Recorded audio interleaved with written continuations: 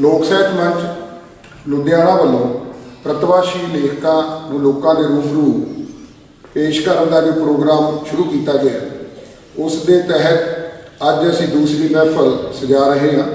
ਅੱਜ ਸਾਡੇ ਵਿੱਚ ਤਿੰਨ ਕਵੀ ਸ਼੍ਰੀ ਪ੍ਰੀਤਮ ਪੰਧੇਰ ਜੀ, ਤਰਲੋਚਨ ਝਾਂਡੇ ਜੀ और डॉक्टर केश कुमार जी हाजिर ने।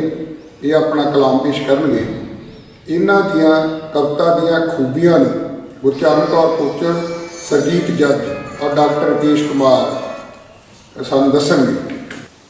घड़ी जो बहुत पुरानी पड़ चुकी है, रुकी हुई हैं इसकी सुइयाँ, जैसे शहर की घंटा घर का घंटा जो नहीं बताता कोई समय, उसकी ओर अब कोई ताकता भी नहीं, सिर्फ नाम से ही प्रचलित है।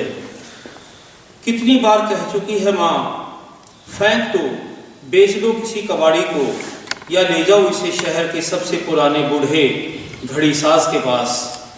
इसे दीवार पर टांगने का क्या फ़ायदा। उसका कहना है खड़ी घड़ी को घर में रखना, टांगना बड़ा अशुभ होता है, इससे घर की गति प्रगति नहीं होती। वैसे तो कितनी ही बार मुरम्मत के लिए जा चुकी है, फिर भी तमाम कोशिशें नाकाम। पिताजी फिर भी आदतन ताकते रहते हैं उसकी ओर। उनकी इस देखने की आदत पर होता हूँ हैरान, उनकी इस देखने की आदत पर होता हूँ हैरान, जैसे एक ना एक दिन खुद ब खुद बताने लगेगी वह सही समय। शायद किसी चमत्कार में कर रहे हैं उसके फिर से चलने का इंतज़ार। मैं सोचता हूँ चाहे कुछ भी हो, रुकी हुई सुइयों और उनकी इस देखने की आदत के बीच जरूर कुछ है कि वे रुकी हुई सुइयाँ पूछ रही हों, ठेंगा दिखा रही हों, मुंह चिढ़ा रही हों हमें, कैसी है यह नई सदी, कैसी है यह नई सदी। दूसरी कविता है पहाड़ का मर्म।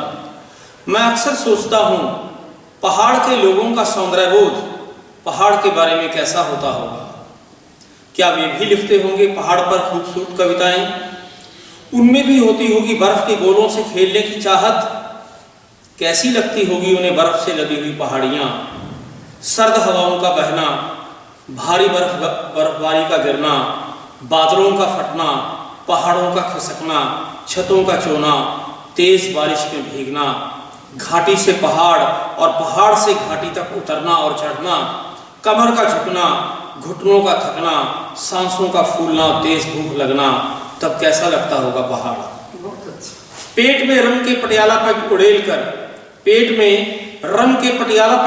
कर गोश्त से पेट भरकर, मोटे मोटे गर्म कोट ओढ़कर, काफी की गर्मा गर्म चुस्कियों का आनंद लेते हुए, ओढ़कर गद्देदार लिहाफ, पहाड़ के मर्म को नहीं जाना जा सकता, पहाड़ के सौंदर्य को नहीं जाना जा सकता। क्या बात। नववर्ष पर, ये कविता मैंने आज ही लिखी है। नववर्ष पर, यह नया वर्ष है, नववर्ष का पहला दिन जिसका बड़ी बेसब्री से किया जाता है इंतजार। 31 की रात को ही फोड़ दिए गए थे पटाखे, सुबह होने का नहीं किया गया था इंतजार।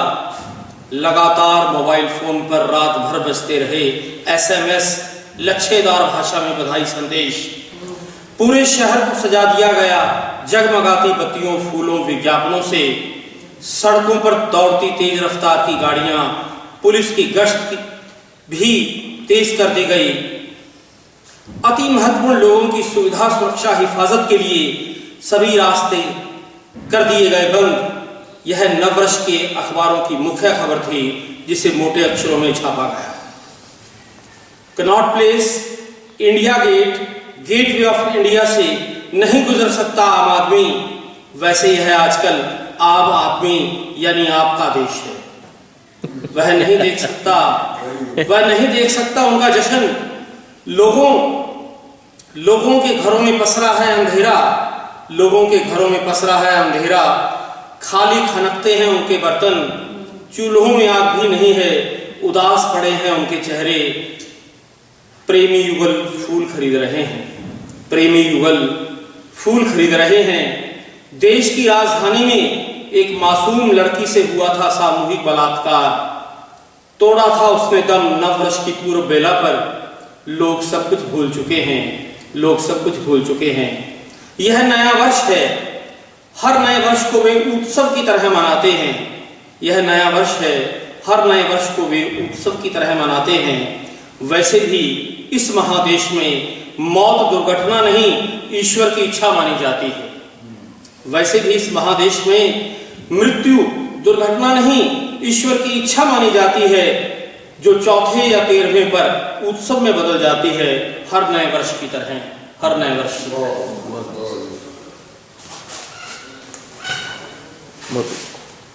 वे बहुत व्यस्त हैं।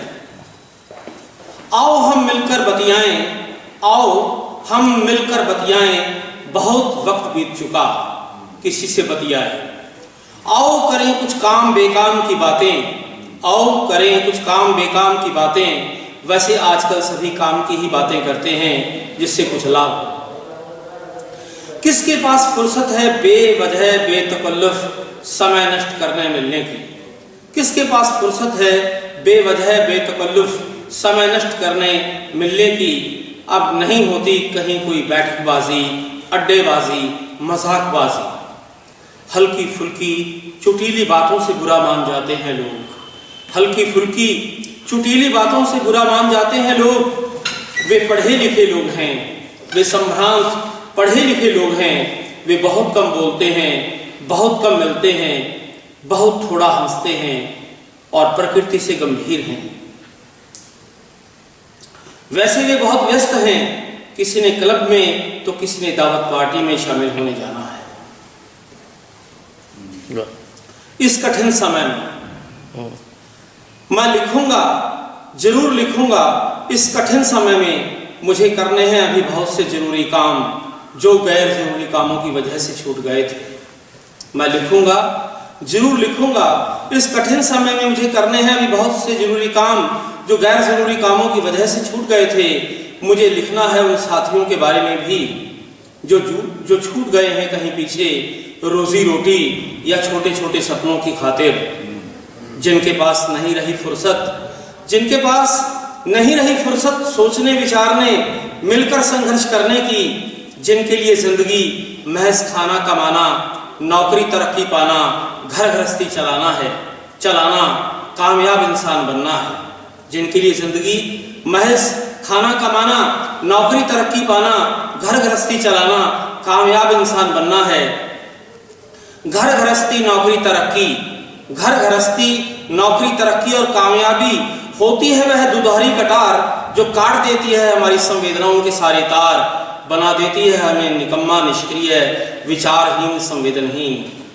मुझे लिखना है बहुत सारे उन साथियों के बारे में भी, मुझे लिखना है बहुत सारे उन साथियों के बारे में भी जो उदास और निराश होकर डाल चुके हैं अपने वैचारिक हथियार। मुझे लिखना है एक एक शाख और पत्ती के लिए, उदास मौसमों, मुरझाए चेहरों, आत्मा के शिल्पकारों, सदियों के सताए बदनसीबों के सपनों के लिए। उन अनाम अज्ञात साथियों के लिए जो खुद नष्ट हो रहे हैं दुनिया को बेहतर और खूबसूरत बनाने की खातिर। मुझे करना है उन्हें तैयार, मुझे करना है उन्हें तैयार फिर से संघर्ष करने की। मुझे करना है उन्हें तैयार फिर से संघर्ष करने की ताकत बटोरने के लिए। मुझे करने हैं अभी ढेर सारे विलंबित काम, मुझे करने हैं अभी ढेर सारे विलंबित काम जो नहीं किए जा सके गैर जरूरी कामों के लिए। बहुत बढ़िया।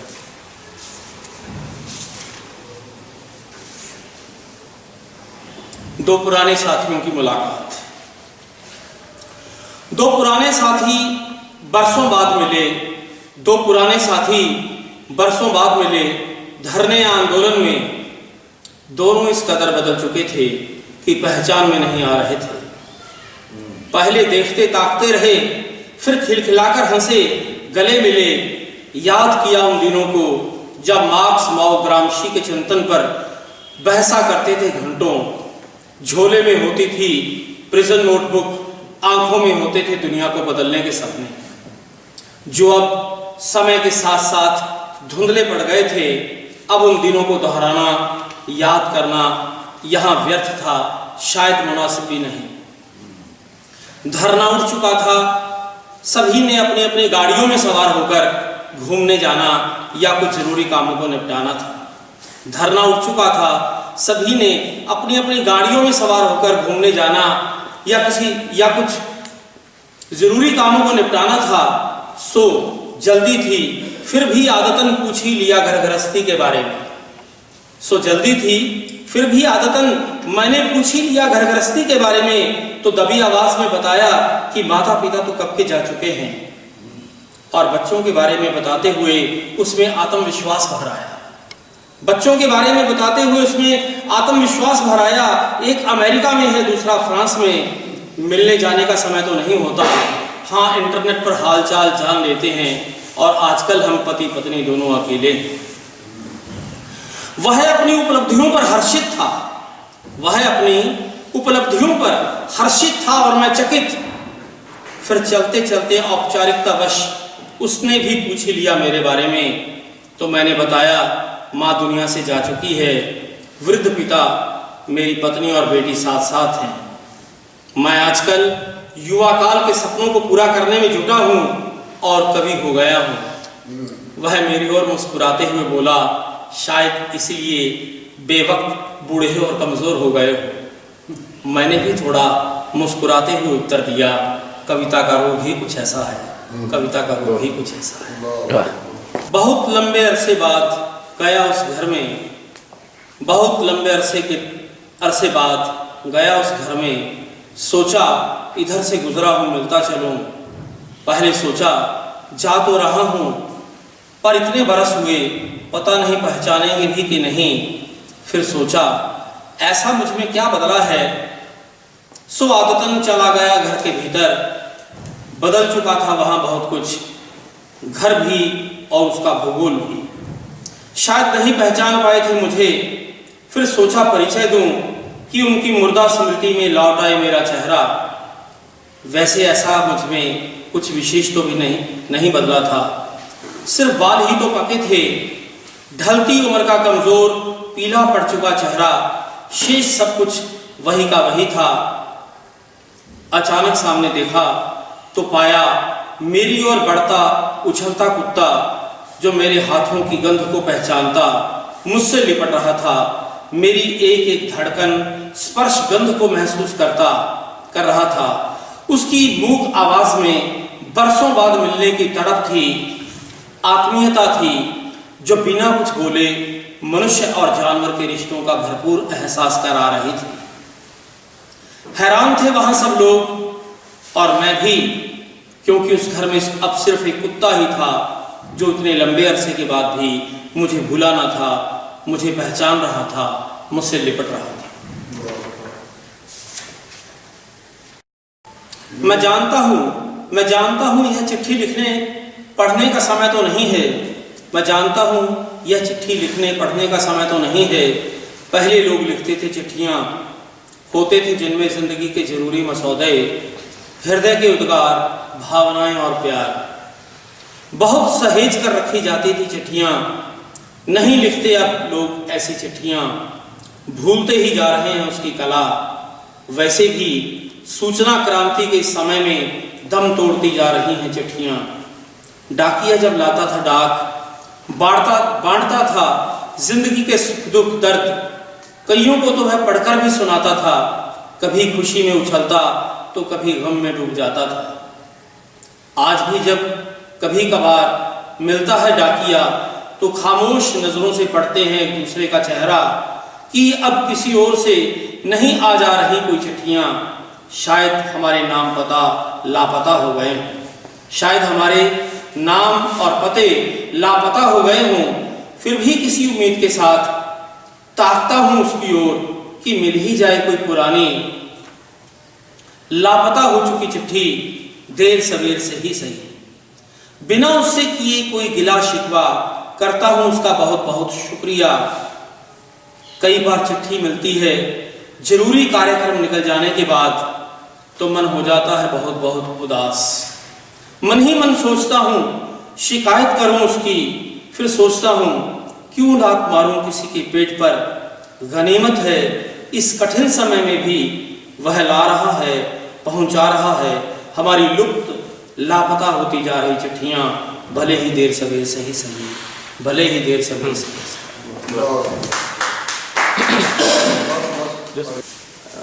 नमस्कार दोस्तों।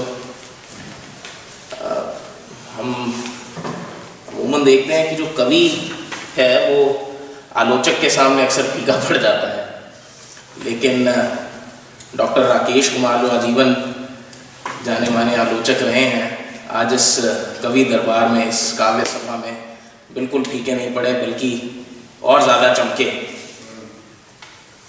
डॉक्टर राकेश कुमार की कविताओं में सबसे अच्छी बात जो मुझे लगती है वो ये है कि ये कविताएं अपने आप में संपूर्ण हैं, परिपूर्ण हैं। हम अक्सर देखते हैं कि कवि अपनी कविता को लोगों तक पहुंचाने के लिए कई बार कुछ बैसाखियों का सहारा लेते हैं, लेकिन डॉक्टर कुमार की किसी भी कविता में किसी भी तरह की भूमिका की, किसी व्याख्या की या किसी भी सहारे की ज़रूरत महसूस नहीं होती। वो सीधी कवि की ज़बान से निकल के सुनने वाले के दिल तक जाती है। तो ये चीज़ जो है, ये जो परिपूर्णता है, एक जो कंप्लीटनेस है इनकी पोइट्री में, वो मुझे बहुत अट्रैक्ट करती है।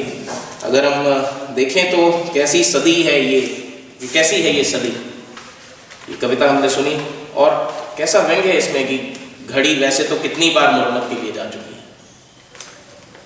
ये प्रहार कहाँ हो रहा है? शायद किसी चमत्कार का कर रहे हैं इंतजार पिताजी, या ये बानगी देखिए कि रुकी हुई सुइयां ठेंगा दिखा रही हैं हमें। ये किससे किससे सवाल है, ये सोचने की जरूरत है। या पहाड़ का मर्म, हमने कविता सुनी, इस दर्द को वही जान सकता है जो इस दर्द से गुजरा। एक बार एक आदमी ने पूछा अपने गुरु से कि गुरुजी ये हवा क्या है, मुझे तो दिखती नहीं है। तो गुरुजी ने कहा हवा होती है। कहते नहीं, कहाँ है, मुझे तो दिखती नहीं है। तो गुरुजी ने लिया उसका सर और एक पानी से भरे टब में डाल दिया, और 2 मिनट के बाद वो एकदम से तड़पता हुआ बाहर निकला, और वो उसे समझ आ गया कि हाँ हवा है। तो ये जो भावना है, ये जो संवेदना है उन लोगों की जो पहाड़ों पर रहते हैं, जो बर्फ में, जो ठंड में, जो हर तरह के मौसम में अपने जीवन में अलग अलग तरह की कठिनाइयों का सामना करते हैं, उस दर्द को बहुत बेहतर तरीके से इस कविता में उभारा गया है। और इसके अलावा जो बाकी कविताएं भी हैं, नववर्ष पर जो कविता लिखी है, या इस कठिन समय में, या जो 2 पुराने साथियों की मुलाकात, ये हमारे समाज में जो आडंबर हम लोग रचने लगे हैं, जाने अनजाने, वैसे अनजाने तो नहीं, जानबूझकर ही ये सब आडंबर रचे जाते हैं, शो ऑफ जिसे हम कहते हैं, हमारे लुधियाना में तो बहुत ज़्यादा है। इनके ऊपर बहुत कड़ा प्रहार है, बहुत कड़ा प्रहार है, बहुत तीखा प्रहार है, और हमें सोचने को मजबूर करता है कि हमारे जीवन के मनोरथ क्या है, हमारा पर्पस क्या है। क्या सिर्फ दिखावा है, या हमारी लाइफ में कोई सिग्निफिकेंस भी है, कोई सिग्निफिकेंट पर्पस भी है। ये कविता इस कठिन समय में के अंदर आप देखेंगे कि एक आम आदमी सुबह से शाम तक रोजगार के मसलों में रहता है, शाम को घर के परिवार के कितने काम हैं, उसे बीवी बच्चों को भी देखना है, सब कुछ देखना है, लेकिन वो कहता है कि मैं लिखूंगा। यानी रात के समय में सोने से पहले जब अपने आप से बातें करता है तो वो आज भी अपने सपनों के बारे में सोचता है। वो उम्मीद मरी नहीं है, वो उम्मीद हमें मरने देनी भी नहीं है। तो इस कविता के माध्यम से बहुत अच्छे तरीके से डॉक्टर राकेश कुमार ने इन सब इशूज़ को बड़े ही, जैसे हम पंजाबी में कहते हैं, बड़े संगनी कविता है, बहुत ही कॉन्सेंट्रेटेड फॉर्म में हमारे सामने रखा है। मैं डॉक्टर कुमार को बहुत बहुत बधाई देता हूँ, दिल से बहुत बधाई देता हूँ, और उम्मीद करता हूँ कि ये जो कविताएं हैं इनकी, ये जो सोच है, ये जो संवेदना है, ये ज़्यादा से ज़्यादा लोगों तक पहुँच सके, जल्द से जल्द पहुँच सके। Thank you.